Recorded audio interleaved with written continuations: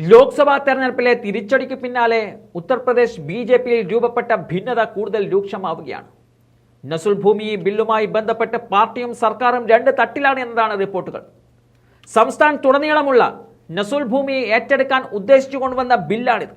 2 ദിവസം മുമ്പ് ഉത്തർപ്രദേശ് വിധാൻസഭ ബില്ല് പാസാക്കിയിരുന്നു. എന്നാൽ ബി.ജെ.പി എം.എൽ.എമാരുടെയും പാർട്ടി നേതാക്കന്മാരുടെയും പ്രതിഷേധത്തെ തുടർന്ന് ലെജിസ്ലേറ്റീവ് കൗൺസിലിന് ബില്ല് പാസാക്കാൻ സാധിച്ചിരുന്നില്ല. ബില്ലിൽ കൂടുതൽ ചർച്ചകൾക്കായി സെലക്ട് കമ്മിറ്റിയിലേക്ക് ശുപാർശ ചെയ്തിരിക്കുകയാണ്. പ്രതിപക്ഷ എം.എൽ.എമാരുടെ പ്രതിഷേധങ്ങൾക്കിടയിലാണ് വിധാൻസഭയിൽ ബില്ല് പാസാക്കിയത്. തുടർന്ന് ലെജിസ്ലേറ്റീവ് കൗൺസിലിന് മുമ്പാകെ വെക്കുകയായിരുന്നു.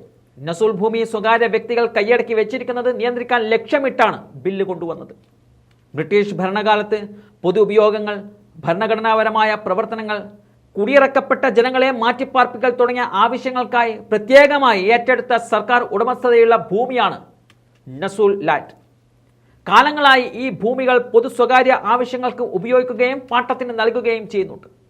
ആയിരക്കണക്കിന് കുടുംബങ്ങളാണ് ഈ ഭൂമിയിൽ കഴിയുന്നത്. ബിൽ വിധാൻസഭയിൽ അവതരിപ്പിക്കുമ്പോഴും നിരവധി ബി.ജെ.പി അംഗങ്ങൾ ഇതിനെതിരെ രംഗത്ത് വന്നിരുന്നു.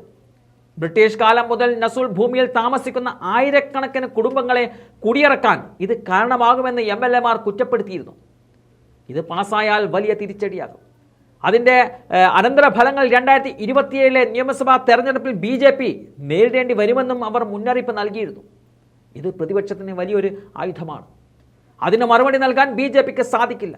ഇത് ജനങ്ങളെ പാർട്ടിക്കെതിരാക്കുമെന്നും ബി.ജെ.പി എം.എൽ.എമാർ മുന്നറിയിപ്പ് നൽകിയിരുന്നു. ഉപമുഖ്യമന്ത്രിമാരായ കേശവ് പ്രസാദ് മൗര്യയും ബ്രിജേഷ് പഥക്കും ബില്ല് പിൻവലിക്കണം എന്നാവശ്യപ്പെട്ട് മുഖ്യമന്ത്രി യോഗിയെ സമീപിച്ചതായും റിപ്പോർട്ടുകളുണ്ട്.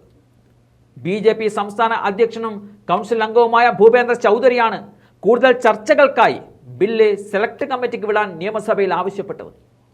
കമ്മിറ്റി ബിൽ പരിശോധിക്കുകയും 2 മാസത്തിനുള്ളിൽ റിപ്പോർട്ട് സമർപ്പിക്കുകയും ചെയ്യും. അതിനുശേഷം വീണ്ടും നിയമസഭയിൽ ഇത് ചർച്ചയ്ക്ക് വെക്കും.